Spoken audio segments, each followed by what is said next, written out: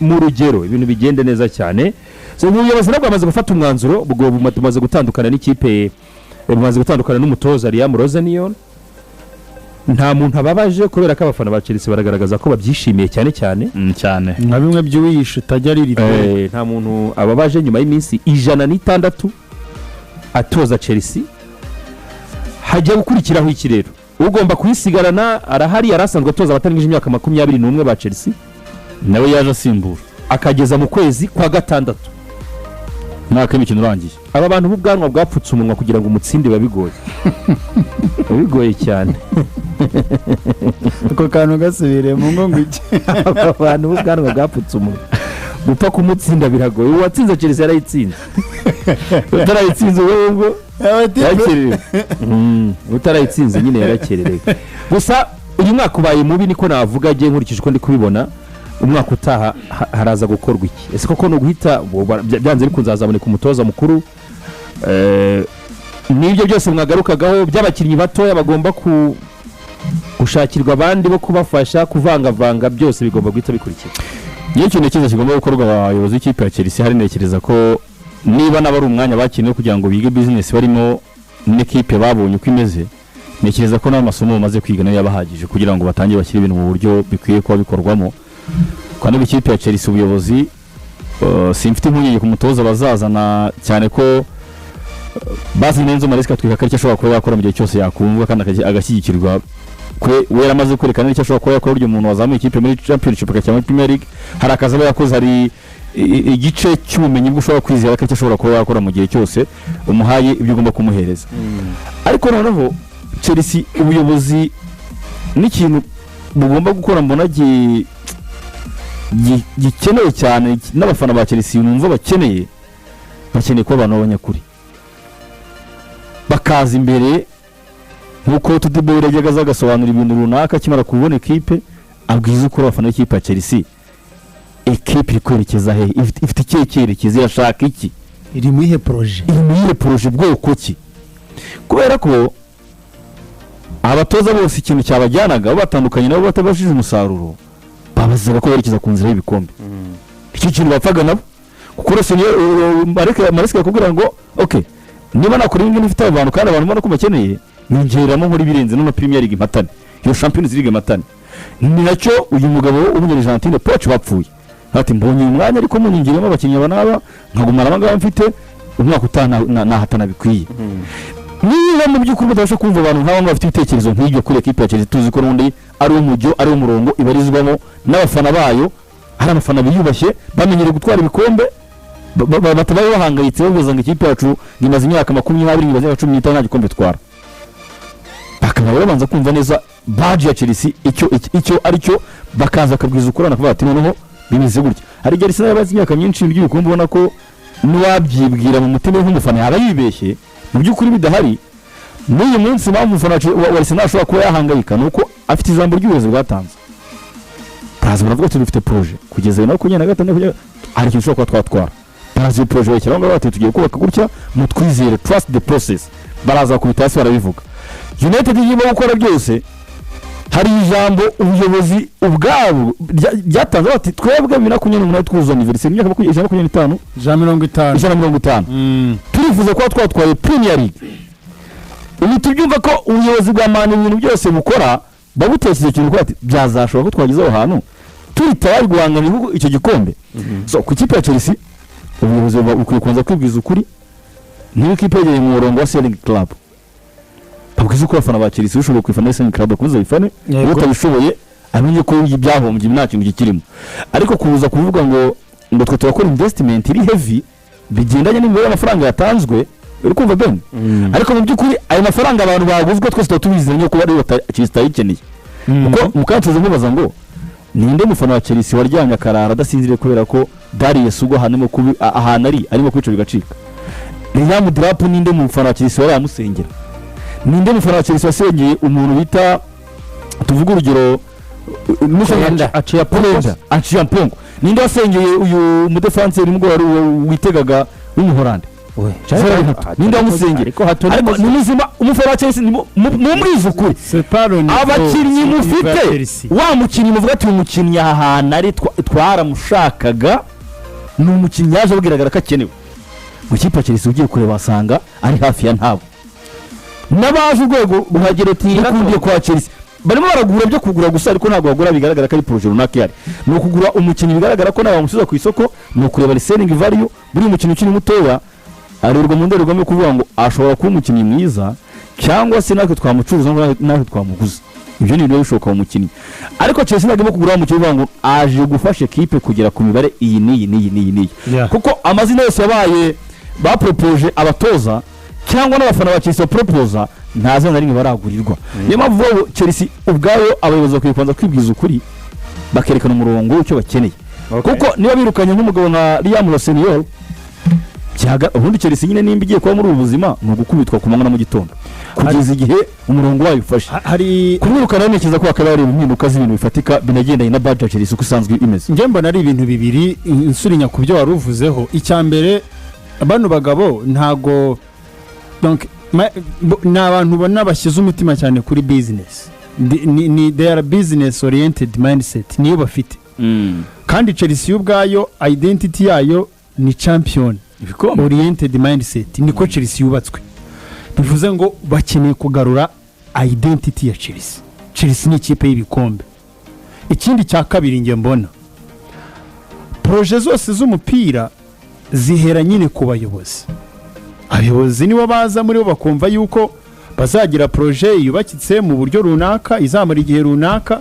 banarangiza bakagena abantu bakwiye kujya muri ya myanya iri technical ariyo nyine ishyira mu bikorwa bya bitekerezo biganisha ku gikombe abayobozi bafite ubwo ibyo ngibyo bikanagendana na transfer strategy ntabwo umuntu akwiye kumva ngo Chelsea ngo igiye kugura Michael Mudryk ngo kuko yuri kumva ngo izindi kipe ziri zimuriho Garisari yamushaka ije kumutanga miliyoni zingana kuri Rafinha uzi ukuntu bamuhushije baramushakaga Barcelona umukinnyi agahitamo Barcelona harimo abakinnyi benshi barabagiye baza ariko mu by'ukuri baticaye bavuga ngo muri projet dufite dukeneye abakinnyi bameze gute turabaha kontra zingana gute bazatwinjiriza iki tuzakware tushe gute icyo ni ikintu gikenewe kuza kuba clarifié kikamenyekana neza ikindi cya gatatu nk'uko Dizoro bikomojeho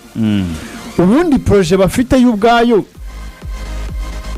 mu buryo anterime y'icyo ikwiye gutanga mu kibuga ni iyihe irasobanurwa gute twabonye Edu Gaspar ajya ku mateleviziyo asobanurira abantu projet bafite Arteta n'ibyo arimo kubaka atubwiramo ijambo ngo trust the process turigumana gutyo ibyaryo turimo turabibona ruvuga ngo ni ngombwa ko na Chelsea n'abafana bayo muri fan base hirya no hino ku isi bamenya ngo icyerekezo cya equipe ni iki ngiki ikindi bano bagabo nibaza ko niba babonye equipe yego uwo basimbuye umugabo wari uyifite wari umugabo ubona uri passionné cyane ku mupira ushora ariko ananemera n'ibindi bitekerezo by'abantu b'abanyamupira ntabwo rero bikwiriye ko uri muri business y'umupira ariko wowe utayumva utanashaka no kumva n'ibitekerezo byaba abandi bacteri principal b'umupira abo nibo batoza nizo nama zose basohotse batanga banavuga ko bimwe bibaze equipe ifite bagaragaza abakinnyi sino umuntu adafunguye urwo rufunguzo rwo mu mutwe ruvuga ngo dukeneye ko ikipe yubakikwa mu buryo gutya bumeze gutya bujyanye cyane n'icyo iri buze gutanga kuri tapi vert Chelsea dushobora kuzabona imyaka bishimire byose takomerezaho akantu gato nshaka kongera ngo kugira ngo bumve iyo tuvuze ngo ikipe ikeneye ushaka kiba kiri clear bigendanye n'ibyo ubuyobozi butangaza na geste bukora ku isoko Real Madrid mu kuvuga izashaka umutoza mushya 2026 bamaze gushaka criterias zumvisha umukunzi wa Madrid icyo umutoza waje gukora hariya umutoza ufite ubunararibonye n'uko bikomojeho watwaye ibikombe ikindi ushoboye kubana n'abakinnyi ukuvuga ngo abo batoza nka bari mu draft na sore bari mu senior abatoza unyiritomba ku cyo cyicyo ntabwo kiba kubera ko Real Madrid irimo yashaka ibikombe so ukomeza kwa Chelsea rero baradushyuye ikintu kubera ko nimba yirukana umutoza akubwira ngo ndagufasha gutwara ibikombe yana bikweze ko yabishobora mu by'ukuri ugamije iki njye navuga Benjamin yarabajije ngo hakurikireho iki Chelsea ibi bintu bayemo n'aba imyaka ine bamaze ta hafi 5 bakagombye kuba bamaze kumenya ukuri kuko bagerageje abatoza b'ubwoko bwose butandukanye abeza wari uwo basanzemo wari umaze gutwara Champions League Mauricio Pochettino Enzo Maresca ba Frank Lampard bahaciye ba Graham Potter Liam Rossinior ariko bose basohoka mu buryo bumwe busa speech bavuga ziri ntidufite vision imwe n'aba bayobozi uhereye kuri Thomas Tuchel buriya rero aho kugira ngo barwane no kujya gushaka umutoza n'ubundi bari buze kuza kwirukana mu kwa 12 cyangwa se mu kwa mbere batitonze ngo batekerezeho neza n'impamvu ariwe bagiye kwa pointing mbona bagakwiye ahubwo kubanza gushyiramo ibitekerezo biri tekinike badafite kuko uko bicara ari bane bavuga ngo dushyireho uyu tumureke uyu tumwirukane iyi myaka ine kumva ko hacemo abatoza batanu ni esheke cyane ikipe nta cyerekezo ifite mu bigaragara kandi hari abantu bashobora kuba baba bafite ubumenyi ku mupira bakaza bakaba bajyamo hagati yawe uko muri bane akaza akajyamo mukaganira amafaranga wakaganira umupira rero ngo ingere ebyiri ekipe yitwa Chelsea Roman Abramovich ayigura 2003 we yaje afite ibitekerezo bivuga ngo ngiye mfite amafaranga ariko umupira ntawonse simbizi umutayikoni uri aho ngaho ajya gushaka abafite ibitekerezo by'umupira kugeza ashyizemo Marina Granovski n'umugore mwene wabo mu Rusiya buriya ibijyanye na technical decisions zose baba batoza baba bagira gute babereza irita ko zabuze zabonetse abakinnyi uko bagurwa nta mwanzuro n'umwe Romani yashoboraga gufata aticaranye na Marina Granovski yanga atanga igitekerezo cye anacyumve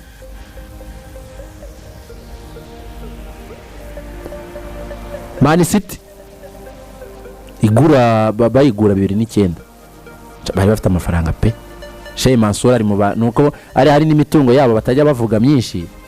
ariko Sheikh Mansour ni umuntu ubarirwa ku gaciro ka miliyari zirenga 42 z'amadolari kazira kipe ni nk'akantu ni nkuko bagwa Sheikh Mansour ashobora no kumara imyaka 5 adakandagiye mu Bwongereza umushaka niba ashaka gushimira umutoza akamusanga muri Arabia Saudite ntaze icyo yakoze yazanye mwene wabo Haridun Al Mubarak aravuga ati wowe biyobore abarangije bashaka abantu bari muri projet nziza ikomeye by then ya FC Barcelona baraba point mu dutekerereze umupira dufite amafaranga tuzasponsoringa ariko tuyagena ku bitekerezo by'iki by'umupira iyo bashaka ari kuza akavuga ati okay dufite ibyacu kandi iyo kipe ntibayisanganye izina nk'iryo Chelsea bano bayisanganye ibyo bari kuba bakora byose byari nta bari kubatera amabuye Newcastle nini cyane kurusha City ariko City imeze nka Brentford irwana no kutamanukira aho ngaho ari ikipe uyu munsi City kuva icyo gihe 2009 dushatse twavuga ko ari equipe yabaye successful mu Burayi mu bigaragara wenda tuvanyemo Real Madrid yatwemeye ibikombe byinshi bigera muri 5 bya Champions League ariko City umupira yarawufashe iwugira ati yego umujene w'umupira Pep baramufashe noneho rero wowe nishankweshe n'urugero rwa Brighton si ninjoro ntibari bafite abakinnyi ba miliyoni 259 baguze muri Brighton cyane ntibakuye amanota 6 w'Omanda we ibitego 6 Brighton sibyo nakabonye gasekeje Chelsea go bakinnyi muri Brighton ariko still bakabakiri imbere icyo mvuga n'umutoza Tony Bloom banuze baramutwaye Tony Bloom yinjira Tony Bloom yinjira muri Brighton 2009 nawe yayisanze muri Ligue 1 bayiguze miliyoni 93 buri bayiguze miliyoni 93 zingana n'izo Ronaldo yaguzwe ajya muri Real iri muri Ligue 1 icyiciro cya gatatu rest irimo ubungu ndashaka equipe iri buze kuza ikazagera muri Premier League ikagumayo itamanuka uzi ikintu yakoze yamagaye umugabo witwa Paul Barba amufasha gukora icyitwa donc igishushanyo mbonera blueprint cy'uburyo bashobora gukora projet igenda icyo gihe kandi yamwishyuraga nk'umukozi donc ku kiraka uko bicaye.